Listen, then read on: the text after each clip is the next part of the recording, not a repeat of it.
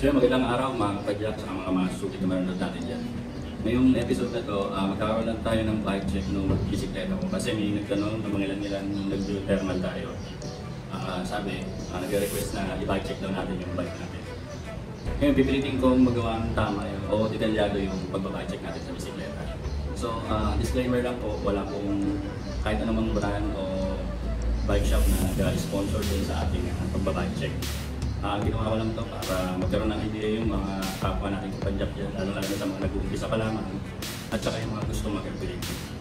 So, itong level ng ating bisikleta, medyo ano pa nga ito, budget bike pa nga ito.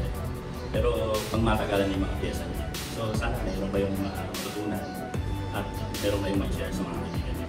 So, kung nakikita niyo, ito yung ginagamit ko halos araw-araw, kalimitan. Sa mga leisure rides natin, pamalengke, tsaka sa pagninegosyo, ginagamit ko sa food delivery, yung previous na video natin. So, konting trivia lang at o regarding sa brand na Mountain Peak. Yung Mountain Peak kasi, yung research ko, made in Taiwan pa siya. So, parang nakikita ko karamihan ng mga bike na nagagaling dito sa Pilipinas, sa mga bike shop, sa market natin. Karamihan nagagaling sa Taiwan. So, talagang affordable yung price ng Mountain Peak. Hindi naman siya natanayo din sa design ng mga branded talaga na pyesa. Actually, pagdating sa mga design, talagang yung mga kalahin na budget talaga yung designs nila. Itong frame na to, talagang itong frame na to. Mukha siyang carbon, kasi siya natanayo talaga yung mga branded. Tulad ng mga Merida, made in Taiwan din yan, Giant. Halos talagang sumasabay siya sa agos din ng upgrade pagdating sa sa mga designs niya. Linawin lang din natin na hindi tayo expert pagdating sa pagbabike check ng bisikleta. Gusto ko lang magkaroon ng idea mga kapadyak natin yan para sa mga susunod na araw ay naisipan nilang mag-upgrade at bumuko ng bisikleta gamit ng ating preference regarding dito sa ating bisikleta. Ngayon yung normal.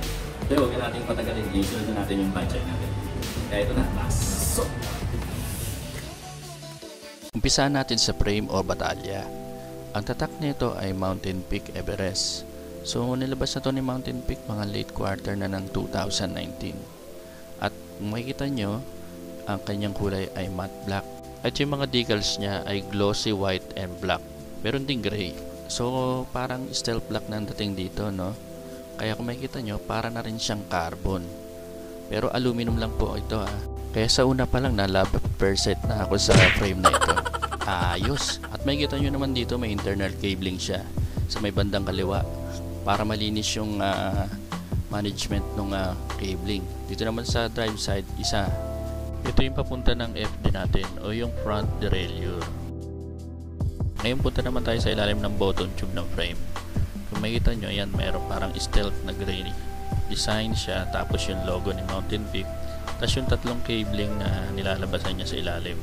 So napakaayos ng cabling management niya papuntang FD, RD at brake.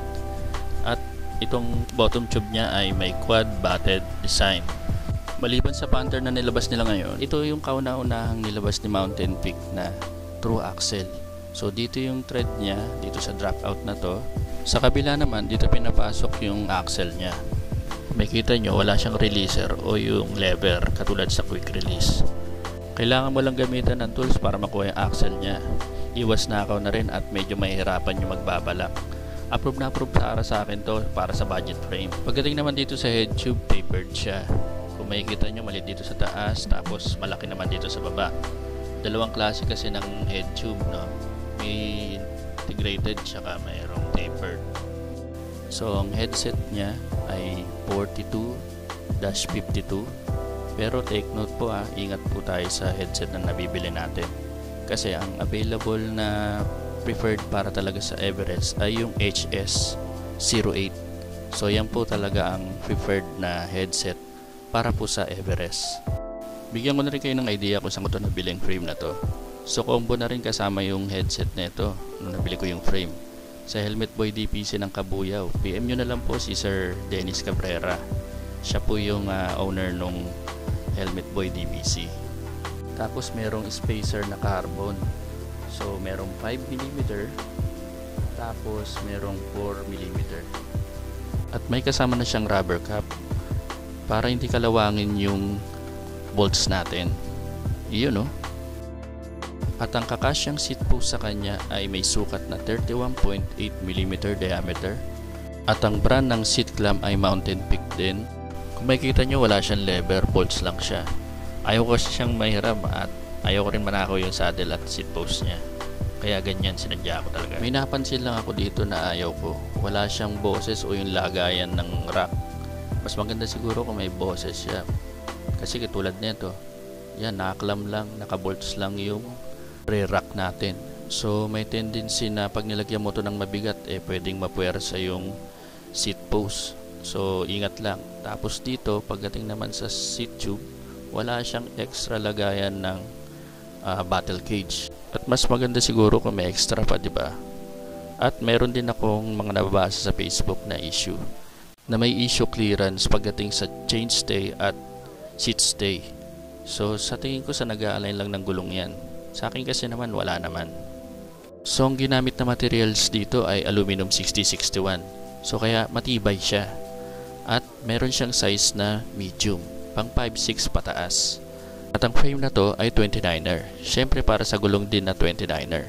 Sabi nila mas mabilis ito pang rektahan. Tapos Mountain Peak din ang brand ng aking stem. So kung makita nyo, short stem lang to. Kaya nyo mag-accommodate ng dalawang klase ng handlebar. Isang 31.8, isang 35mm diameter. Yung nakikita nyo aluminum na orange, siya yung nagsisilbing shims para dun sa dalawang klase ng handlebar. At kung bakit short stem, mas responsive daw kasi siya pagdating sa mga maneuver. Lalo na pag sa lubak ka, mas makokontrol mo daw kasi yung manubela at saka yung gulong sa harapan. Depende naman kasi yan sa preference ng gagamit. Para sa akin naman kasi, sakto lang. Sa handlebar naman, ang model at brand niya ay Mountain Peak XM640. So meron siyang decals na black at kulay silver siya. At may haba siyang 700mm. At ang diameter niya ay 31.8 para sa stem. At ito ay naka mid-rise. Kung makikita nyo, naka back sweep din siya. So para relax yung aking kamay at balikat. Lalong lalo na kapag nag-short ride at long ride ka. Kailangan naka-relax position ka lagi. Kung makikita nyo sa top view, ayan o, naka back sweep siya. Para hindi ako gano'n naka-lean forward. Sa straight handlebar naman kasi para ka lagi naka-engage. Kaya para nakakangawit. Punta naman tayo sa air suspension fork niya. Ang brand nito ay Mountain Peak. Ang model nito ay XR4. Yung diameter ng stanchion niya is 32mm diameter. Tapos yung original travel ng fork nito ay nasa 160mm. Tapos meron din siyang control, lockout, and lock-in. Mas madaling makontrol kung nasa kamay mo na yung lockout ng suspension fork mo. Yun nga lang, integrated yung steerer tube niya. Ginamitan ko lang ng converter para mapasok dito sa tapered na frame ko. In-adjust ko rin nga pala yung travel nito from 160 to 100 na lang. Kinaganda nito may nakalagay sa likod na guide. Depende kasi kung ilang PSI ang pwede mong gamitin. Depende sa timbang din ng gagamit. Kailangan mo gamitan ng air shock pump to para makuha yung tamang PSI. Quick release lang siya, hindi siya true axle. Hindi dapat talaga to ang bibiling kong fork. XR5 dapat. Nga lang talagang inabutan na ako ng lockdown. Kaya no choice. Para naman magamit ko tong bisikleta ngayong quarantine. Panalo na rin. Lalong-lalo na yung remote lockout, di ba? Sa group set naman tayo. Dito sa crankset, makikita nyo naka-3 ba yung setup ko. Yung pinakamaliit na chainring ay may 22 teeth. Tapos yung sumunod ay 32 teeth. At yung pinakamalaki namang plato ay yung 40 teeth. At may haba na 175mm yung crank arm niya. Bali setup natin dito ay 3x9. RD niya kasi ay Alivio. Meron siyang 9 speed. So yung pinakamaliit ay 11. Ang pinakamalaki naman ay 36 teeth. Meron siyang long cage. Tapos medyo matigas-tigas na rin yung spring niya. Unlike sa mga down level nito. At very responsive pagdating sa shifting. Para sa akin okay na ito para sa gustong mag-build. Kasi budget na yung group set na ito. Tapos Shimano na. Pang matagalan na rin. Baka nga malibot mo pa yung buong Pilipinas bago ka mag-upgrade. Affordable pa. Nasa 6.5 lang to nung binili ko bago mag-lockdown. Tapos yung FD niya, double action. Kung nanggagaling yung cable mo sa baba, pwede siya. Kung nanggagaling naman yung cable mo sa taas, pwede rin siya. Yun ang kinaganda ng FD nito. Kaya dapat mauna talaga yung frame mo kasi may compatibility yan pagdating sa mga pyesa. Baka bumili ka ng pyesa, hindi naman pala pasok dun sa frame mo. At kasama pa pala sa group set niya yung MT200 natin na hydraulic brake. Non-series siya at may mahaba siyang lever. Pagdating naman sa mga shifter, alibi din siya, FD at AT. So very responsive siya pagdating sa shifting. I-maintain mo na lang ng tama para mas tumagal. Pagdating naman sa rotors, meron siya 160mm diameter at meron siyang dual hydraulic piston and calipers. Same lang din sa likod, pero mas maganda kung may heatsink yung hydraulic brake mo para pagdating sa mga downhill, hindi mag-iinit yung disc brake mo. Yun nga lang, medyo may kamahalan. Siguro tsaka mo na pag-isipan yung upgrade. Papunta naman tayo sa hubs. Ang brand niya ay Aerowick. Ang model niya ay AM 6.3. Hindi siya ganun kaingay tulad na tinatawag nilang tunog mayaman. Ito ay tunog may kaya lang naman. Meron siyang 6 poles, tapos sealed bearing na rin para hindi kalawangin yung mga bearing. At may bilang siya na 32 holes para sa mga spokes. Ang spokes pala natin o rayos ay stainless steel, coated lang siya ng black. Tapos yung mga nipple din ay stainless. Pagdating naman sa rims natin, ang tatak niya ay Aerowick. Meron siyang 25mm na width, so parang 29er siya. At aluminum ang kanyang material. Punta naman tayo sa tires. Ang brand nito ay CST Jackrabbit 2. Ito yung tinatawag nilang gum wall o skin wall. Tubeless ready na rin siya, pero di ko ginamitan doon ng tubeless eh. Nag-interior pa rin ako dito. Tapos meron siyang shredded valve. At itong tires natin, for all terrain ito. So pwede siya sa lubak, pwede siya sa off-road, pwede siya sa patag. Ayan o, yan ang ating wheelset. At dito naman sa ating seat post, ang brand nito ay Mountain Peak. Meron siyang habang 400mm. Naka-straight lang siya, hindi siya naka-offset ng backward. Mas lalayo kasi yung reach ko sa handlebar pag nagkaroon pa ng offset. At dito naman sa saddle, kung makikita nyo, halos lasog-lasog na. Brand nito ay Giant. Halos matanda na nga ata to sa mga millennials. Kasi yung original na nakabit dito ay Aerowick, brand new. Pinalitan ko nito kasi mas komportable ako sa upuan nito. Tapos nilalagyan ko na lang nito para mas lalong komportable. Saddle foam cover ata ang tawag nila dito. Basta nabili ko lang to sa Shopee. Mura lang. Actually nakakadagdag din siya ng comfortability para sa rides mo eh. At itong neon color na battle cage, Aerowick ang brand nito. Yun nga lang, kinakalawang na yung bolts ko. Kinuha ko kasi yun dun sa kabilang bike. Ano ba naman yan? Bike and tandem. Ayusin mo naman yung mga nakabit. Oh, ito bago. Rear rack, aluminum ang materials. Yun nga lang, huwag kayo magpapaniwala sa 50 kg nito. Baka mga 10 kg lang ang pwede nyo ilagay dito eh. Huwag nyo nang isapalaran, baka mabiyak yung seat post nyo o yung seat tube nyo. Kinaganda naman nito, pwede mo pang paglagay yung tagiliran nya. Pwede mong lagyan ng bags kung saan nakalagay yung mga gamit mo. Tapos yung mga bolts nito, pwede mong i-adjust kahit anong sukat ng iyong gulong. Pwedeng pang 26ers, 27.5 at pang 29er. Sabi nga nila patok to ngayon eh, kasi nagkakaubusan na daw to sa market. Ito na daw kasi ang gamit sa new normal. Kung makikita nyo naman ang presyuhan nito, kung dati 400, ngayon naku po 900 na ata. Pero sa totoo lang, very useful talaga tong rack na to. Pwede mo siyang gamitin sa leisure rides mo, trabaho, negosyo, at pamamalengke. Ayos, di ba? At meron pa pala, itong ating pedals. Ang brand nito ay Mountain Peak. Ang model nito ay MTP CRMO. Seal bearing na rin siya, as in double seal bearing. Tapos may napansin ako sa gilid, nakalagay CNC. Yung sinasalpak na lang sa makina tas uukitin, sabi nila mas solid daw yung pag ganun. Mas lalong titibay yung materials. At kung ikaw baguhan pa lang, ito ang para sa inyong pedals. Kasi mahirap naman kung magkiklits ka kagad.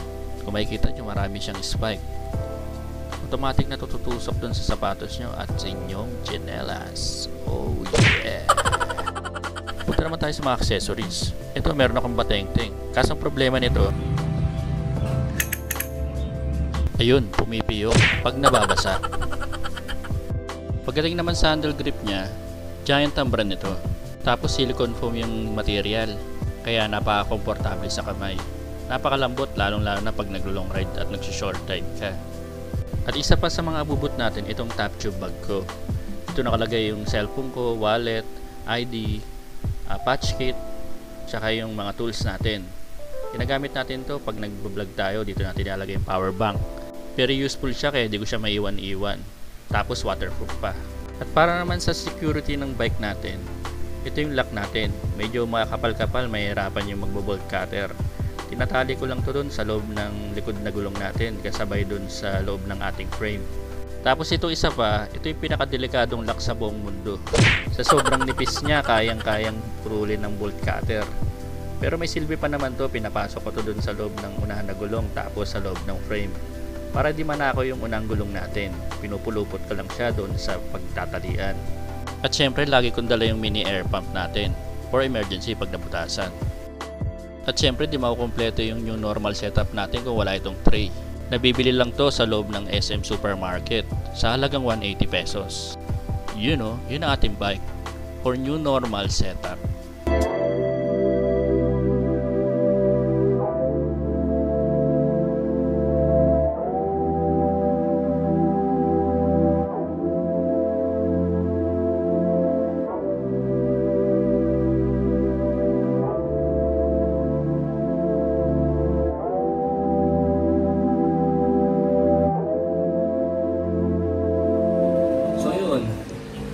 Gustuhan niyo yung video natin dun sa pagbabudget natin ng bisikleta natin. Makikita niyo talaga yung paramihan na nakabit sa kanya ay budget lang.